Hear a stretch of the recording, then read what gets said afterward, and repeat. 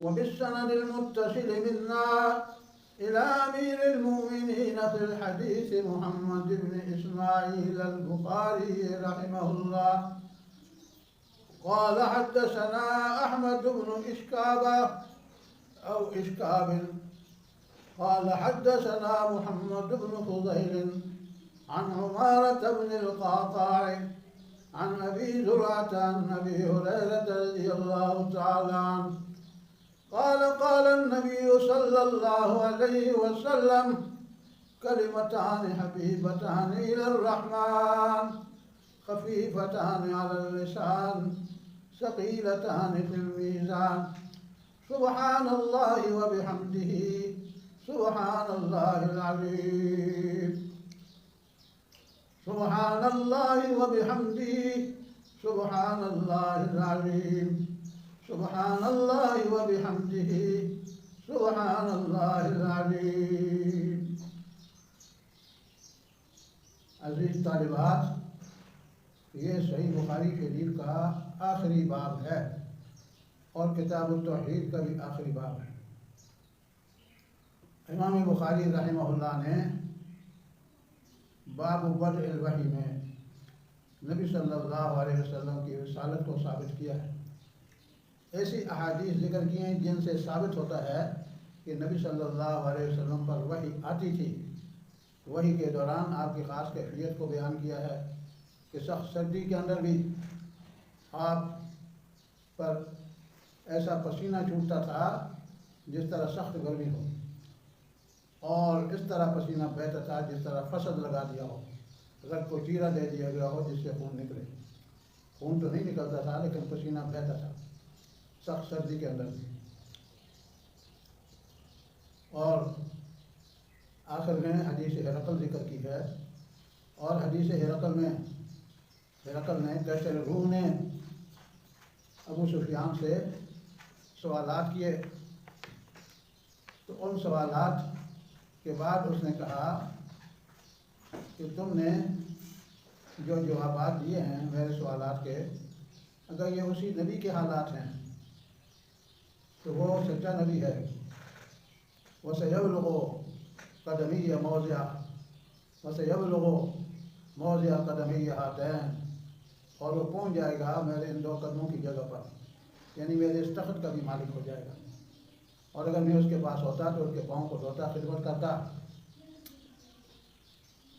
تو ہرقل جو اہل کتاب کا عالم تھا، روم کا بادشاہ بھی تھا اور سابقہ کتابوں کا عالم تھا، اس نے بھی نبی صلی اللہ علیہ وسلم کی نبوت کی تصدیق کی. اور نہ صرف یہ کہ تصدیق، بلکہ یہ بھی کہا کہ وہ غالب ہو جائے گا، اس کا دین غالب ہوگا، میرا تخت بھی اس کے قدموں میں ہوگا، وہ یہاں پر بھی پہنچ جائے گا. اس کے بعد احکام شریعہ کو بیان کیا. سب سے پہلے کتاب الایمان کو ذکر کیا کہ جب یہ سچا نبی ہے، اس پر وحی ہوتی ہے تو اس پر ایمان لاؤ، اور ایمان کے تقاضوں کو بھی بیان کیا کہ عمل بھی ایمان کا تقاضا ہے. محض کلمہ پڑھ لینا کافی نہیں ہے، دل میں عقیدہ رکھنا بھی کافی نہیں ہے. عقیدہ اس طرح پھوٹے دل سے کہ اس کے نتیجے میں کلمہ پھوٹتا ہے تو پھر ایسا دباؤ ہوتا ہے کہ زمین اس کا راستہ نہیں روک سکتی. اسی طرح سے ایمان قوت محرکہ ہو کہ اس کے نتیجے میں انسان کی عملی زندگی سنور جائے. نعمان بن بشیر رضی اللہ تعالیٰ عنہ کی حدیث بیان کی کہ ان فی الجسد لمضغۃ اذا صلحت صلح الجسد كله واذا فسدت فسد الجسد كله الا وهي القلب. انسانی جسم میں ایک لوٹا ہے، جب وہ ٹھیک ہو جائے تو ساری زندگی ٹھیک ہو جاتی ہے، اور جس کے اندر بگاڑ آ جائے تو ساری زندگی کے اندر بگاڑ آ جاتا ہے. خبردار ہو جاؤ، وہ لوٹنا دل ہے. تو دل کی اصلاح عقیدے سے ہوتی ہے. اللہ کی توحید، نبی صلی اللہ علیہ وسلم کی رسالت اور آخرت کی فکر، یہ چیزیں ایسی ہیں کہ جو انسان کی زندگی کو بدل کر رکھ دیتی ہیں. خصوصیت کے ساتھ آخرت کی فکر انسان کی زندگی کے اندر بڑا انقلاب لاتی ہے. جسے آخرت کی فکر ہو وہی سوچتا ہے کہ میرا عقیدہ کیا ہو، میرے اخلاق کیا ہوں، میرے اعمال کیا ہوں، میری زندگی کیسی ہو، وہی سوچتا ہے۔ اور جسے آخرت کی فکر نہ ہو اس کو سوچنے کی ضرورت ہی نہیں ہے۔ تو امام بخاری رحمہ اللہ نے ہر کتاب کے آخر میں ایسی حدیث ذکر کی ہے جس سے فکر آخرت پیدا ہو، اور آخر میں کتاب التوحید کو ذکر کیا، کیونکہ توحید وہ چیز ہے جس کی وجہ سے انسان کے دل کی اصلاح ہوتی ہے اور انسان کی زندگی اس سے ساری سنور جاتی ہے۔ یہ عقیدہ توحید ہی ہے جو قرآن پاک نے بیان کیا ہے۔ جگہ جگہ اللہ تعالیٰ کی شانوں کو بیان کیا ہے کہ اللہ ہی خالق ہے، اللہ ہی مالک ہے، اللہ ہی منعم ہے، اللہ ہی مربی ہے، اللہ ہی کارساز ہے۔ اسی کے حکم سے دن اور رات ہوتے ہیں، اسی کے حکم سے سورج چلتا ہے، اسی کے حکم سے چاند طلوع ہوتا ہے، اسی کے حکم سے ستارے چمک رہے ہیں، اسی کے حکم سے ستاروں کا طلوع اور غروب ہونا ہے، اسی کے حکم سے سب کچھ ہو رہا ہے۔ ما تشاءون الا ان یشاء اللہ، تم نہیں چاہتے مگر اسی چیز کو جس کو اللہ چاہے۔ تو امام بخاری نے اللہ کی صفت مشیت کو بھی بیان کیا ہے کتاب التوحید میں۔ صفت حیات، صفت علم، صفت قدرت، صفت ارادہ، صفت سمع، سمع و بصر اور صفت کلام کو بیان کیا ہے۔ ساتوں صفات سبع ثبوتیہ، یہ 7 صفات ہیں جو اللہ تعالیٰ کے لیے تمام صفات کو ثابت کر رہی ہیں۔ صفت حیات، صفت علم، صفت قدرت، صفت ارادہ، صفت سمع، صفت بصر اور صفت کلام۔ اور آگے صفات افعال کو جمع کیا صفت تکوین کے اندر۔ اللہ مکون ہے اور پوری کائنات مکون ہے۔ مکون سے الگ ہوتا ہے، اور تکوین صفت فعل ہے، بنانا۔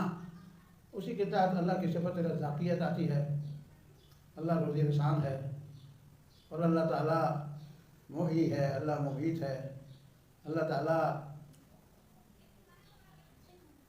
تعالیٰ بیماریوں کو دور کرتا ہے، وَإِذَا مَرِضْتُ فَهُوَ يَشْفِينِ، جب میں بیمار ہوں تو وہی شفا دیتا ہے۔ اور اس کے بعد آخر میں ذکر کیا ہے آخری مرحلے کو۔ آخرت میں 2 مرحلے ہیں۔ پہلا مرحلہ ہے اعمال نامے ہاتھوں میں دیے جائیں گے، عرش الہی کے نیچے سے اعمال نامے اڑیں گے اور ہر آدمی کے ہاتھ میں پہنچ جائیں گے، نیک آدمی کے دائیں ہاتھ میں اور برے آدمی کے بائیں ہاتھ میں۔ تو اس کو بھی ذکر کیا ہے، اعمال ناموں کے ہاتھوں میں پہنچنے کو بھی ذکر کیا ہے۔ فرمایا فَأَمَّا مَنْ أُوتِيَ كِتَابَهُ بِيَمِينِهِ فَيَقُولُ هَاؤُمُ اقْرَءُوا كِتَابِيَهْ إِنِّي ظَنَنْتُ أَنِّي مُلَاقٍ حِسَابِيَهْ فَهُوَ فِي عِيشَةٍ رَاضِيَةٍ فِي جَنَّةٍ عَالِيَةٍ قُطُوفُهَا دَانِيَةٌ كُلُوا وَاشْرَبُوا هَنِيئًا بِمَا أَسْلَفْتُمْ فِي الْأَيَّامِ الْخَالِيَةِ وَأَمَّا مَنْ أُوتِيَ كِتَابَهُ بِشِمَالِهِ فَيَقُولُ يَا لَيْتَنِي لَمْ أُوتَ كِتَابِيَهْ وَلَمْ أَدْرِ مَا حِسَابِيَهْ يَا لَيْتَهَا كَانَتِ الْقَاضِيَةَ مَا أَغْنَىٰ عَنِّي مَالِيَهْ هَلَكَ عَنِّي سُلْطَانِيَهْ خُذُوهُ فَغُلُّوهُ ثُمَّ الْجَحِيمَ صَلُّوهُ ثُمَّ فِي سِلْسِلَةٍ ذَرْعُهَا 70 ذِرَاعًا فَاسْلُكُوهُ إِنَّهُ كَانَ لَا يُؤْمِنُ بِاللَّهِ الْعَظِيمِ حَمِيمٌ وَلَا طَعَامٌ إِلَّا مِنْ غِسْلِينٍ لَا يَأْكُلُهُ إِلَّا الْخَاطِئُونَ۔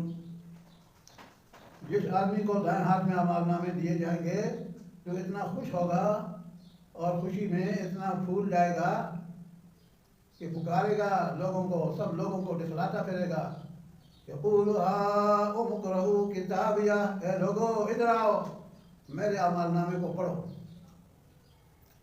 انی ظننت انی ملاق حسابیہ، مجھے تو یقین تھا کہ میرا حساب مجھے دیا جائے گا، میری نیک اعمال میرے دائیں ہاتھ میں دیے جائیں گے۔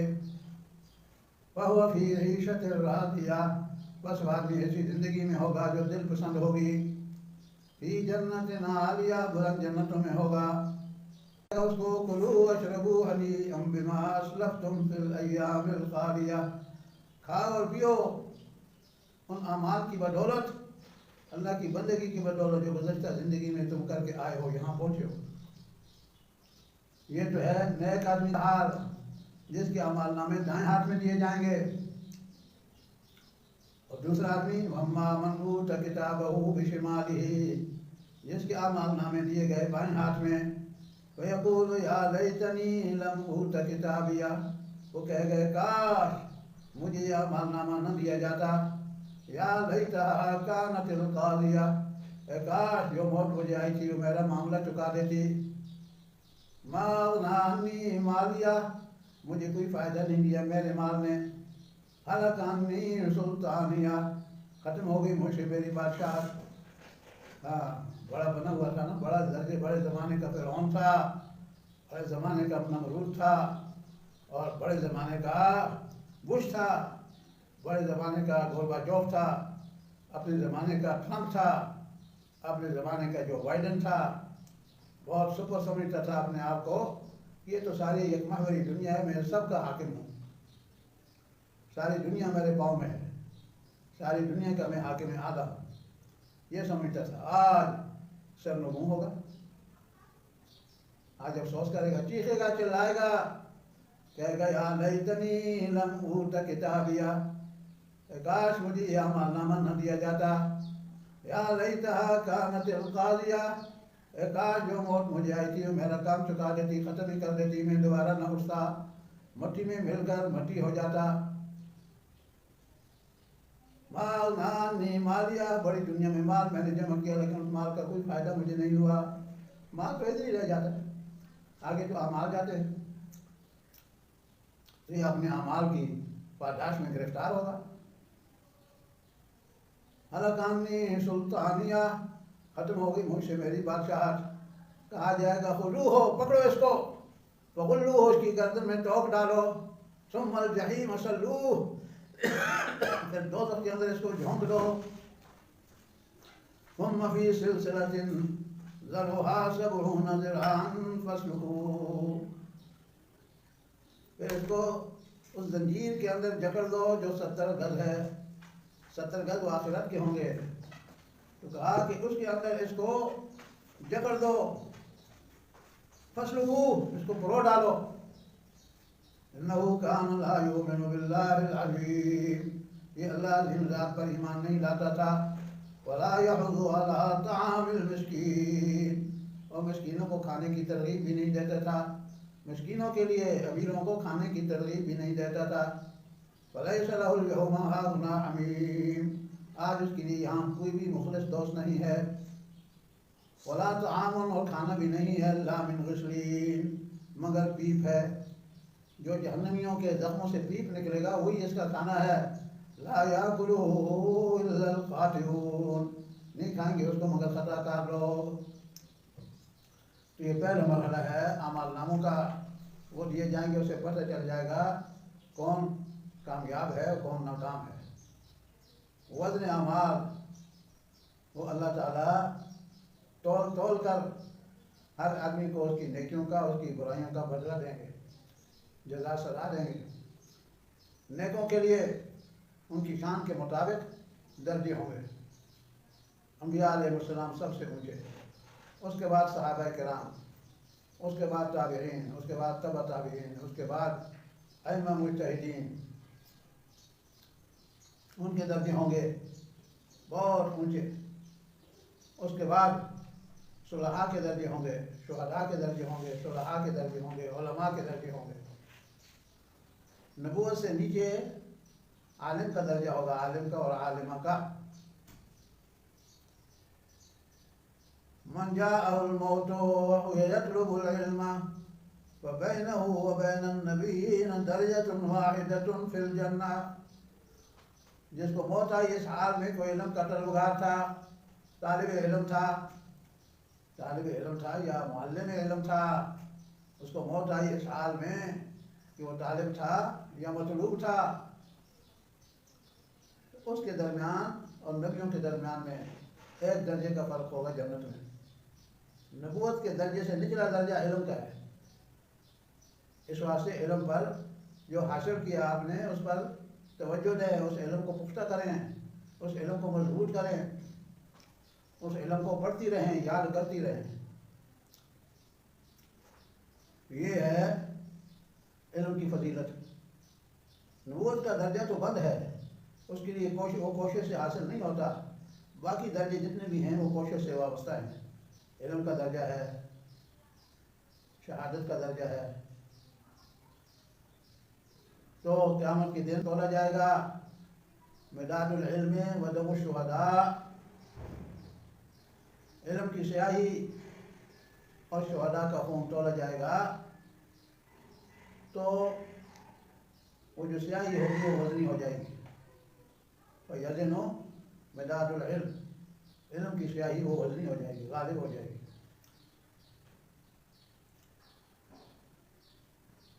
تو امام بخاری رحمہ اللہ نے یہ آخری باب سے پہلے ذکر کیا ہے قرآن پاک کی شان کہ پڑھنے والا اور ہے اور جس چیز کو پڑھا جا رہا ہے وہ تو ایک ہی ہے. وہی قرآن ہے جس کو نیک آدمی بھی پڑھتا ہے. تو نیک آدمی جب پڑھتا ہے قرآن پاک کو تو اس کی مثال ہے ترنج کی، جس کی خوشبو بھی بہت اچھی ہے اور ذائقہ بھی بہت اچھا ہے. تو جو مومن مخلص اخلاص کے ساتھ قرآن پاک پر عمل کرنے والا مومن جب قرآن پڑھتا ہے تو اس کی مثال ہے ترنج کی، جس کی خوشبو بھی بہت اچھی ہے، اس کا ذائقہ بھی بہت اچھا ہے. اور وہ آدمی جو قرآن پاک پر عمل کرتا ہے لیکن پڑھتا نہیں ہے تو اس کی مثال کھجور کی ہے کہ کھجور میٹھی تو ہوتی ہے لیکن اس کی خوشبو نہیں ہوتی. اور وہ آدمی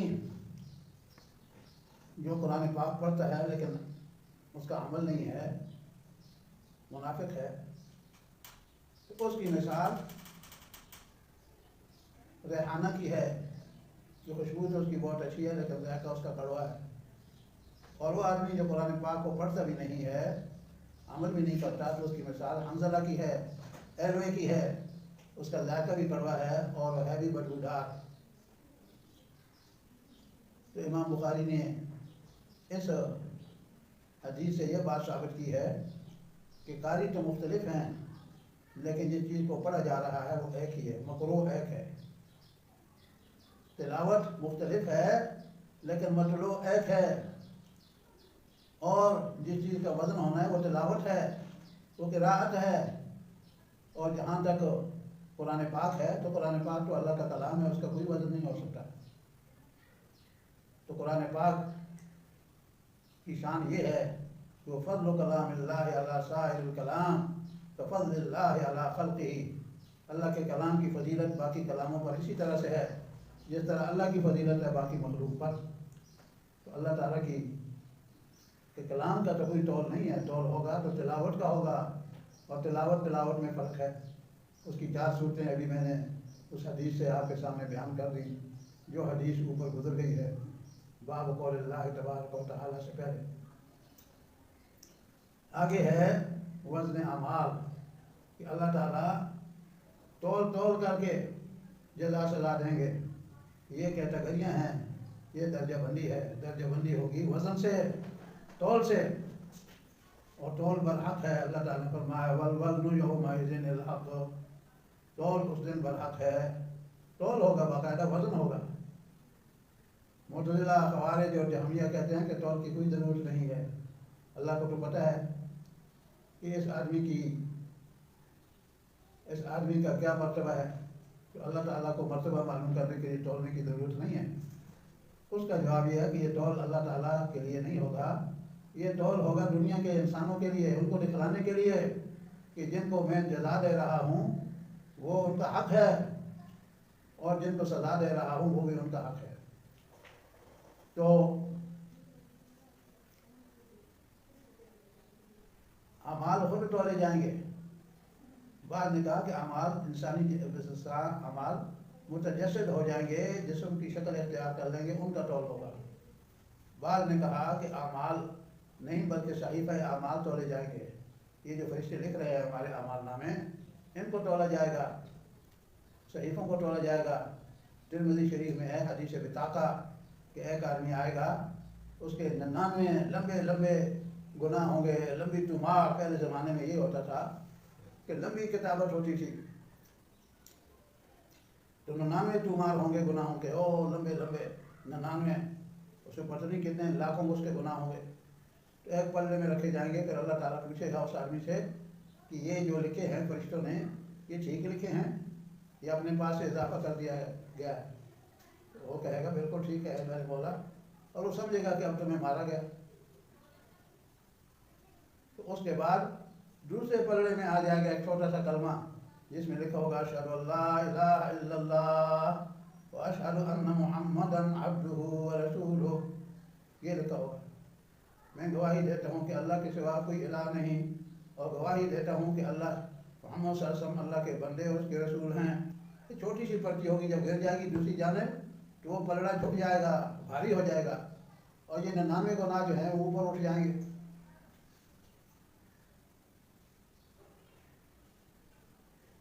تو یہ وہ آدمی ہے جو ساری زندگی گناہ کرتا رہا اور موت کے قریب وہ مسلمان ہو گیا، کلمہ پڑھ لیا اس نے، تو سارے گناہ اس کے دھل گئے، سارے گناہ اس کے ختم ہو گئے، بے وزن ہو گئے.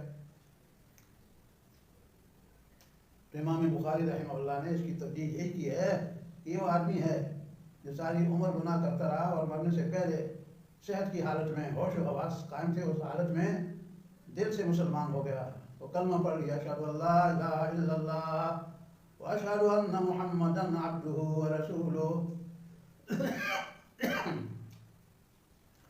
بعض روایات سے یہ معلوم ہوتا ہے کہ اعمال تولے جائیں گے، جس طرح ابو داؤد شریف کی روایت ہے لا یوضع فی میزان العبد یوم القیامۃ شیء اثقل من خلق حسن. قیامت کے روز میزان عمل میں نہیں رکھی جائے گی کوئی چیز جو زیادہ وزنی ہو اخلاق حسنہ کے مقابلے میں، تو خلق حسن خود رکھا جائے گا، اخلاق حسنہ. اور بعض روایات سے یہ معلوم ہوتا ہے کہ عاملین تولے جائیں گے، عمل کرنے والے تولے جائیں گے. اسی بخاری شریف میں حدیث آپ پڑھ چکی ہیں کہ قیامت کے دن لایا جائے گا ایک لمبے تڑنگے کافر کو، تو لا یزن عند اللہ جناح بعوضۃ، کہ وہ میزان عمل کے اندر ایک مچھر کے پر کے برابر بھی اس کا وزن نہیں ہوگا. لائے گا اس کافر کو، لایا جائے گا تول میں. عبداللہ بن مسعود رضی اللہ تعالیٰ عنہ کے بارے میں آتا ہے مسواک کاٹ رہے تھے، دبلی پتلی ان کی ٹانگیں تھی، ہوا چل رہی تھی تو ٹانگیں ان کی کانپ رہی تھیں. صحابہ کرام دیکھ کر مسکرانے لگے، ہنسنے لگے. تو نبی صلی اللہ علیہ وسلم کی توجہ ہو گئی، آپ نے فرمایا اچھا عبداللہ بن مسعود کی دبلی پتلی ٹانگوں پر ہنستے ہو؟ اللہ کی قسم قیامت کے روز میزان عمل کے اندر یہ اور پہاڑ سے بھی زیادہ وزنی ہوں گی، اور پہاڑ سے بھی زیادہ وزنی ہوں گی. انبیاء علیہ السلام کو بھی تولا جائے گا، ان کے اعمال کو بھی تولا جائے گا، اور سب سے زیادہ وزن جناب رسول اللہ صلی اللہ علیہ وسلم کا ہوگا، اور اس کے بعد درجہ بدرجہ دوسرے انبیاء علیہ السلام کا ہوگا. سب سے اونچا درجہ رسول اللہ صلی اللہ علیہ وسلم کا ہوگا. آپ نے فرمایا انا سید ولد آدم یوم القیامہ ولا فخر، میں قیامت کے روز تمام اولاد آدم کا سردار ہوں گا. فخر کے طور پر نہیں کہہ رہا، شکر کے طور پر کہتا ہوں. بیدی لواء الحمد یوم القیامہ، میرے ہاتھ میں اللہ کی حمد کا جھنڈا ہوگا قیامت کے روز. آدم ومن دونہ تحت لوائی یوم القیامہ، آدم اور آدم کے علاوہ ساری مخلوق، سارے نبی، سارے ولی، سارے صدیق، سارے شہداء میرے جھنڈے کے نیچے ہوں گے. ولا فخر، فخر کے طور پر نہیں کہتا، شکر کے طور پر کہہ رہا ہوں. انا اول من یجوز الصراط، میں پہلا ہوں گا جو پل صراط سے گزرے گا اپنی امت کو لے کر کے، اور تمام نبی پل صراط کے کناروں پر ہوں گے اور ان کی پکار ہوگی اللہم سلم سلم، اللہ ہماری امتوں کو بچا، ہماری امتوں کو بچا، اور میں گزر جاؤں گا اپنی امت کو لے کر کے.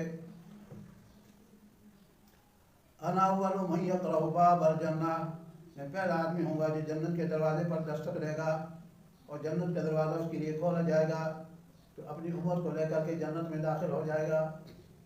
یہ نبی صلی اللہ علیہ وسلم کی شان ہے. تو فرمایا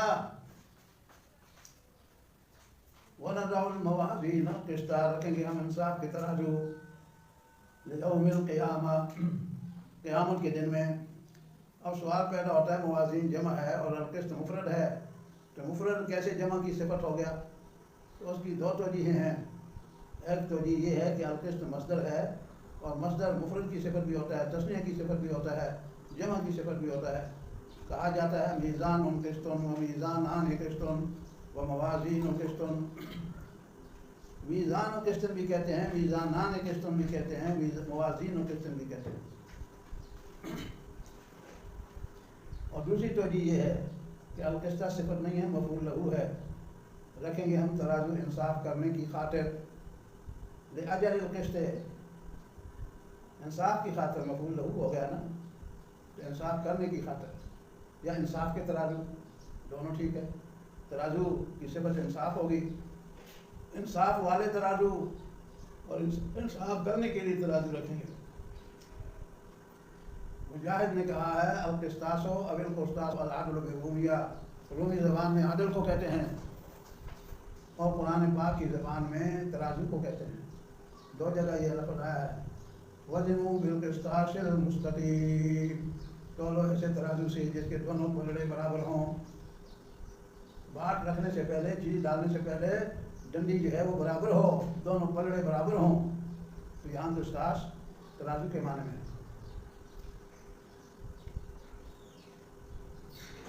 قالوا القسط مصدر المقسط وهو العادل، مقسط کا معنی انصاف کرنے والا، اما القاسط فهو الجائر، قاسط تو ظالم کو کہتے ہیں، قاسط ظالم ہو گیا اور مقسط انصاف کرنے والا ہو گیا، یہ فرق کیوں ہے؟ اس کا جواب یہ ہے کہ المقسط کا مصدر جو ہے القسط ہے، اور القسط قسط انصاف کو کہتے ہیں، اور قاسط کا مصدر جو ہے قسط ہے فتح کے ساتھ، اور قسط ظلم کو کہتے ہیں، تو لہذا القاسط ظالم کے معنی میں ہو گئے۔ باقی رہی حدیث، تو حدیث یہ ہے، اور یہ حدیث اس سے پہلے دو جگہ گزر چکی ہے۔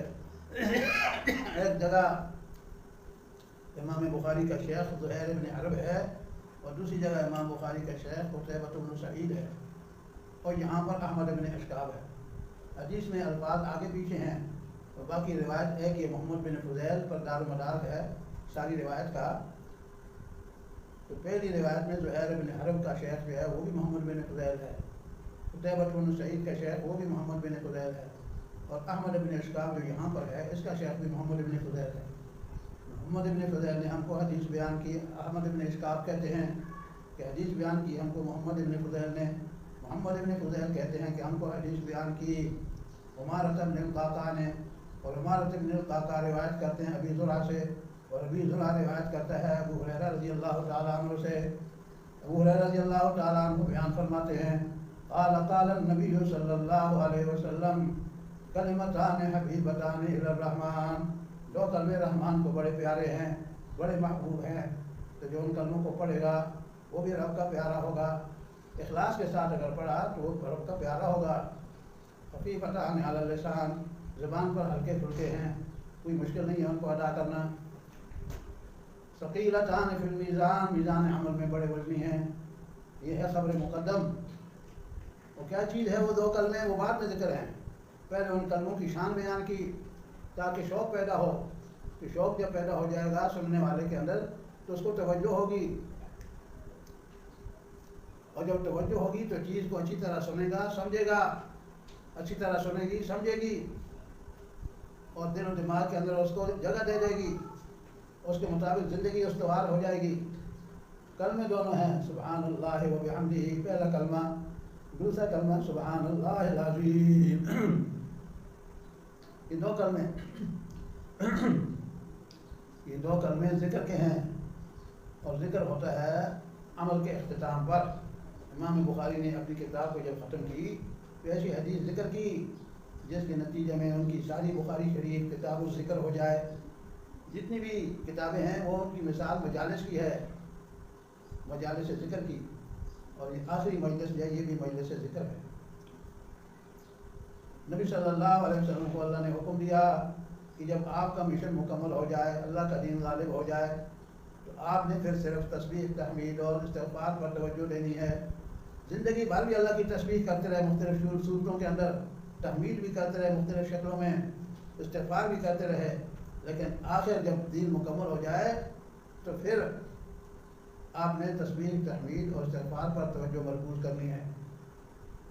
اعوذ باللہ من الشیطان الرجیم، بسم اللہ الرحمن الرحیم، اذا جاء نصر اللہ والفتح ورأيت الناس يدخلون في دين الله أفواجا فسبح بحمد ربك واستغفره إنه كان توابا۔ اے نبی جب آ جائے اللہ کی مدد اور فتح اور آپ دیکھیں کہ لوگ فوج در فوج اللہ کے دین میں داخل ہو رہے ہیں، بس آپ تسبیح بیان کریں اپنے رب کی حمد کے ساتھ اور اسے استغفار بھی کریں۔ یقیناً اللہ تعالیٰ توبہ قبول کرنے والا ہے، رحمت کے ساتھ متوجہ ہونے والا ہے۔ تو نبی صلی اللہ علیہ وسلم کو بھی مشن کی تکمیل پر، غلبہ دین پر اللہ تعالیٰ نے حکم دیا تسبیح کا، تحمید کا اور استغفار کا۔ تو امام بخاری نے بھی جب اپنی کتاب مکمل کر لی تو امام بخاری نے بھی اللہ کے ذکر کو اختیار کیا نبی صلی اللہ علیہ وسلم کی سیرت اور سنت کی پیروی میں۔ تو یہ اصل مقصد جو ہے اس کلمے کا ذکر کرنا ہے، سبحان اللہ و بحمدہ، سبحان اللہ العظیم، یہ 2 کلمے ہو گئے۔ پیچھے باب فضل تسبیح میں یہ روایت پڑھ چکی ہیں کہ جس آدمی نے دن میں 100 مرتبہ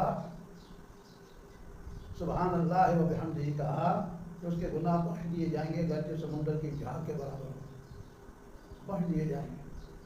نبی صلی اللہ علیہ وسلم تو معصوم تھے، اور نبی صلی اللہ علیہ وسلم نے معصوم ہونے کے باوجود کہا کہ میں دن میں 70 مرتبہ سے زیادہ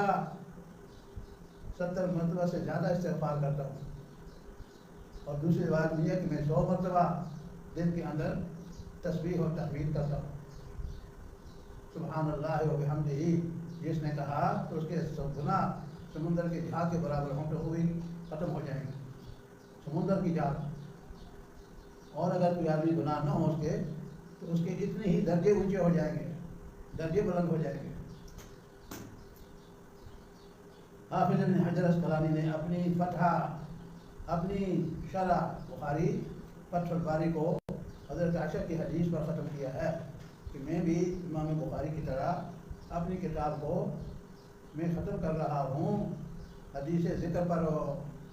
وہ حدیث ذکر کے حضرت عائشہ نے پوچھا نبی صلی اللہ علیہ وسلم سے، یا رسول اللہ، میرے ماں باپ آپ پر قربان، آپ جب کسی مجلس میں ہوتے ہیں، جب مجلس ختم ہوتی ہے تو آپ کے ہونٹ مبارک ہلتے ہیں، ہم سمجھ رہی ہوتی ہیں کہ آپ کچھ پڑھ رہے ہیں لیکن آواز تو ہمیں نہیں آتی، میرے ماں باپ آپ پر قربان، آپ کیا پڑھتے ہیں؟ تو آپ نے فرمایا، عائشہ، میں وہ کلمات پڑھتا ہوں کہ اگر مجلس میں خیر کے کام ہوا ہو تو اس پر ٹھپا لگ جائے، وہ قیامت تک کے لیے قائم اور باقی رہے، اور اگر کوئی اس میں گناہ ہو گئے ہوں تو وہ دھل جائیں۔ اور وہ کلمات کیا ہیں؟ سبحانک اللہم و بحمدک لا الہ الا انت استغفرک و اتوب الیک۔ اے اللہ، میں تیری پاکیزگی بیان کرتا ہوں تیری حمد کے ساتھ، نہیں ہے کوئی الہ مگر تو، میں تو سے استغفار کرتا ہوں اور تیری طرف میں رجوع کرتا ہوں۔ یہ کلمات آپ پڑھتے۔ تو حافظ ابن حجر اسقلانی نے کئی سندیں ذکر کی، پھر اس کے بعد اصح الاسانید جو حافظ ابن حجر اسقلانی سے لے کر کے وہ پہنچی حضرت عائشہ تک صحیح سند کے ساتھ، پھر اس روایت کو ذکر کیا اور اس کے الفاظ یہ ہیں۔ ہم بھی اپنے اس درس کا اختتام کرتے ہیں امام بخاری کی ذکر کی ہوئی حدیث پر اور حافظ ابن حجر اسقلانی کی ذکر کی ہوئی حدیث پر۔ سبحان اللہ و بحمدہ، سبحان اللہ العظیم، سبحانک اللہم و بحمدک لا الہ الا انت استغفرک و اتوب الیک۔ ان دونوں حدیثوں پر ہم بھی اپنے درس کا اختتام کرتے ہیں، اور آپ اپنے گھر میں یہ توشہ لے کر جائیں ذکر الہی کا۔ بخاری کے اختتام پر آپ نے اللہ کو ذکر کیا کہ آئندہ کے لیے آپ کی زندگی ذکر کی زندگی ہو، آپ مجسم ذکر بن جائیں، آپ کی زبان پر بھی ذکر ہو، آپ کے دل میں بھی ذکر ہو، آپ کے جسم کو دیکھ کر کے بھی اگلا محسوس کرے کہ اللہ کا ذکر کرنے والی بندی ہے۔ ذاکرات میں سے ہے، صحابیات کی زندگی کی یاد دلانے والی ہے، اور اللہ تعالیٰ کی نیک بندیاں جو گزر چکی ہیں تاریخ میں، ان کی زندگیوں کی یاد دلانے والی ہیں۔ اللہ تعالیٰ آپ کو ذاکرات میں شامل فرمائے، عالمات میں شامل فرمائے، اور مبلغات میں شامل فرمائے، اور اقامت دین کے لیے دوڑ دھوپ کرنے والیوں کے اندر شامل فرمائے۔ اللہ تعالیٰ آپ کو ان میں شامل فرمائے کہ جن کے ذریعے اللہ کے دین کی حکمرانی قائم ہو جائے، اور تخت اقتدار پر اللہ تعالیٰ کے دین کے علمبردار تخت اقتدار پر فائز ہو جائیں۔ یا اللہ ان طالبات کو جنہوں نے علم حاصل کیا ہے، علم کی تحصیل کے اندر جو کمزوریاں ہو چکی ہیں، یا اللہ ان کمزوریوں کو اپنے فضل و کرم سے یا اللہ ان کا مداوع فرما دے۔ یا اللہ ان کو راسخات العلم میں شامل فرما، جن کا علم راسخ ہے اور علم کے مطابق ان کا عمل بھی ہو، اور دعوت اللہ کے میدان کے اندر بھی بلند مرتبہ ہو۔ یا اللہ ان کو صحت عطا فرما، عافیت عطا فرما، راحت عطا فرما، خوشحالی عطا فرما۔ یا اللہ ان کو سکون اور اطمینان عطا فرما، ان کے والدین کو بھی صحت عافیت خوشحالی راحت سکون اطمینان عطا فرما، ان کے عزیز و اقارب کو بھی صحت عافیت خوشحالی راحت سکون عطا فرما۔ سب کو دین کا علم بردار بنا دے، سب کو دین کے لیے دوڑ دھوپ کرنے والا بنا دے، سب کو اقامت دین کا علم بردار بنا دے۔ یا اللہ انہوں نے صحیح بخاری شریف کی اسے آسکتہ کی تکمیل کی ہے، علوم عربیہ اسلامیہ کی تکمیل کی ہے۔ یا اللہ ان کو توفیق عطا فرما کہ اپنے اپنے علاقوں میں دینی مدارس قائم کریں، جامعات المحسنات قائم کریں، اور اس کے ذریعے سے دین کی اشاعت کریں۔ ربنا آتنا فی الدنیا حسنہ وفی الآخرۃ حسنہ وقنا عذاب النار۔ صلی اللہ تعالی علی خیر خلقہ سیدنا و مولانا محمد وعلی آلہ واصحابہ اجمعین برحمتک یا ارحم الراحمین۔